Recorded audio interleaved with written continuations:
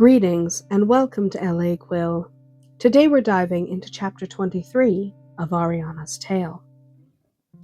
Damuk had gone from terrified when he discovered Arianna missing, to furious when he'd realized that she'd left willingly, to utterly confused as he followed her trail to the gully. If she was trying to escape him, the gully was not the way to do it, especially in her condition. Her direction only confirmed his suspicion that she wasn't trying to escape. She had another motive, one that he didn't yet understand. Regardless of her motives, he was going to kill her the moment he found her. He'd considered using a portal to catch her, but ultimately rejected the idea. First of all, she was a moving target, and portals took a while to construct, so she wouldn't be exactly where he put his portal anyway. Second, they used a lot of magic. Since his father came to power, portals were only allowed in emergencies, and he didn't think that his betrothed running away qualified as an emergency. Infuriating, yes, but not an emergency. He did have Myron with him, as well as several other men. With Sybil and Icon on the loose, it didn't hurt to be cautious. He doubted he'd need them, but he hadn't lived this long by taking foolish chances. Besides, he might need them to keep him from killing his lovely betrothed. Damuk paused at the entrance to the gully. She was in there. He could sense her, and there was no way she would escape him now. There was a river just inside the gully, one he knew she couldn't cross. He wondered again just what she thought she was doing in there. Only one way to find out. He turned to his squire, once again forgetting the boy's name. "Set up my tent out here." As he rode away, he considered returning to Jalara with her. It was late. She would be tired, and it was likely better if she could lie down immediately. Besides, Jalara was a tiny outpost and didn't have much in the way of accommodations. Unlike Dupree, Jalara was unused to housing members of the royal family. They wouldn't even have an appropriate chamber prepared. His tent was probably more comfortable than whatever they could find in Jalara. "Yes, sire," the youth whispered. The prince took half the men with him, leaving the others to establish camp. He'd have her back soon enough, and she'd be his wife, willing or not. No, her mind screamed. She could not be too late. Her visions always allowed her to alter what she saw.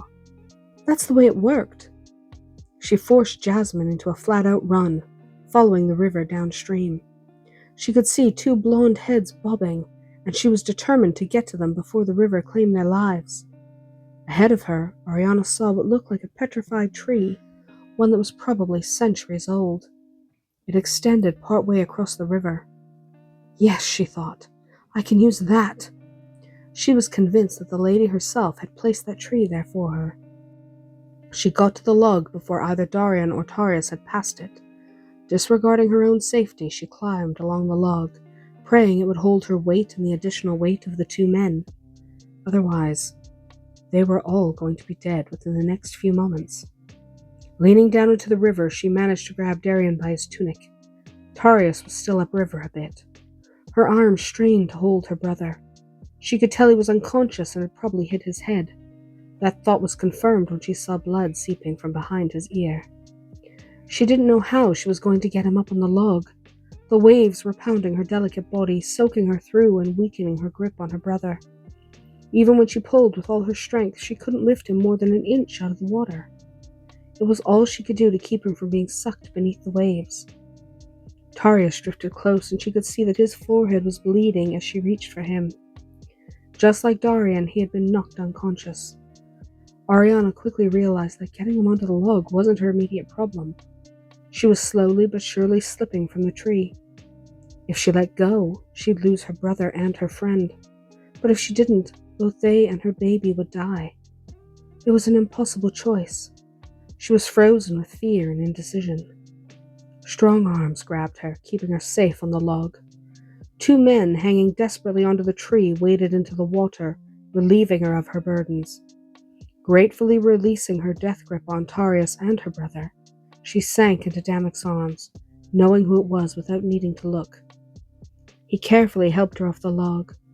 Arianna immediately collapsed to her knees and began retching. She hadn't eaten today, so the heaves were dry, but they were violent nonetheless. Damuk knelt beside her, stroking her back, and threw another cloak over her shaking shoulders.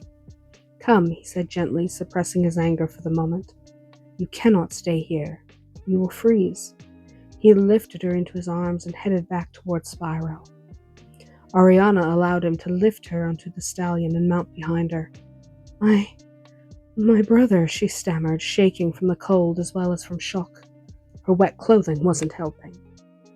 Damuk raised an eyebrow, realizing that one of the young men pulled from the river must be her older brother. He looked behind him.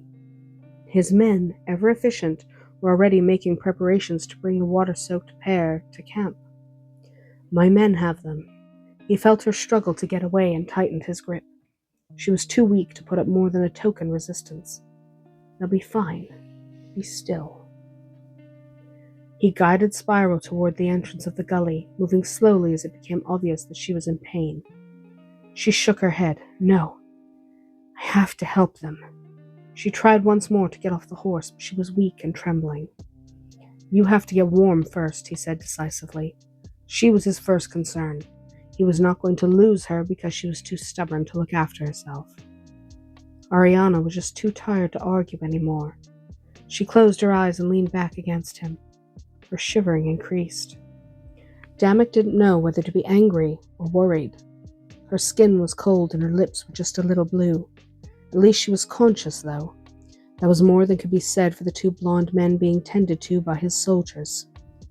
He emerged from the gully to see that his orders had been followed well. There was a full camp set up, including a blazing fire. The fire was a good idea since they had to fight not only the cold of the desert at night, but also the cold from the gully, which seeped into the surrounding area, especially once darkness fell.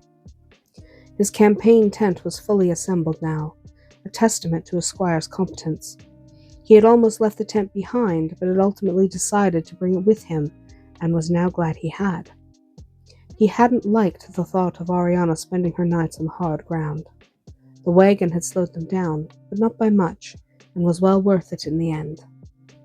He dismounted quickly and carried his betrothed to the warm interior of the tent. The braziers were lit, and the bed had several furs heaped upon it. Some water had been placed near a brazier to heat, and there were towels there as well, and 2 of his own robes. He lowered his precious burden to her feet. She opened her eyes but couldn't seem to focus. Arianna was still shaking, more violently than she had been, and he knew he had to get her warm before hypothermia set in. He sat down in a chair, holding her before him. Unfortunately, he didn't have a tub full of warm water to raise her core temperature, but he'd make do with what he did have. She was a little wobbly and had little control of her muscles, so he quickly stripped her of her wet clothing himself. The water was fairly warm, and he hoped it would help raise her body temperature. He used a soft cloth to wipe her down before wrapping her in one of his robes. By this point, she was already asleep. After tucking her into bed, he quit the tent. Now that she was safe and resting, he was furious with her. He forced the anger down. Right now he had other things to occupy him, like the 2 Republican men who were now in his camp. The pair who had been fished from the river were now by the fire, so Damuk walked toward them. Curiosity stirred. They had been stripped of their icy garments and wrapped in furs to fight the chill of the night. Commander Myron saw him coming and rose to meet him, saluting. "How are they?" Damuk asked. "They're still unconscious, my lord. Probably will remain that way for quite some time, from what I can tell. It looks like they both took nasty blows to the head, maybe while they were in the water." He shrugged. "We're not healers, but we've tended injuries before." He looked directly at Damuk. "We can handle it if we have to, but if your lady is up to it..." Damuk waved a dismissive hand. "She's asleep right now. When she awakens, no doubt she will insist upon tending them herself." He had heard from some of his men that Arianna had some skill when tending injuries. Not that he'd needed to be told. She had healed him, after all, during the month he'd spent in her cottage. Myron nodded. "Do you know who they are, sire?" Damuk smiled slightly. "Well, I do know that one of them is my lady's brother," he replied sardonically. "Which one?" Myron asked, astounded. Damuk shook his head. "She didn't say. We'll know that soon enough, I suppose. Take care of them until then." "Yes, my lord," Commander Myron replied briskly. The prince returned to the tent, leaving the problem in Myron's capable hands and wishing Arianna was awake to tell him what was going on. How had she found her brother through the desert? It was a miracle she hadn't been killed. He watched her sleeping, his anger rising once again, but it quickly deserted him when he saw just how vulnerable she was. The sun had set and he was exhausted from 3 days in the saddle. Undressing quickly, he slipped into bed beside his betrothed. Damuk found that sleep eluded him. He had been trying to track down Arianna's brother for a while now. Obviously, he no longer had to, since the man had been brought to him. This gave him the perfect opportunity, but he doubted that the Republican prince would do anything he asked. But for his little sister... He sighed, pulling Arianna closer to him, using the heat of his body to warm her. She was unlikely to ask for her brother's help if he yelled at her the moment she awakened. He would have to control his temper. Since he was still furious with her for leaving the safety of the palace, that wouldn't be easy. Well, he thought, maybe her little escapade will actually prove useful in the end. If she could convince her brother to help them get the crystal, he could forgive her for her willful disobedience. Finally drifting into sleep, he thought that she'd make a wonderful wife if he didn't kill her before they managed to say their vows. And that's our tale from L.A. Quill today. If you enjoyed this chapter, let me know your favorite moment in the comments. Until next time, may your stories always be magical.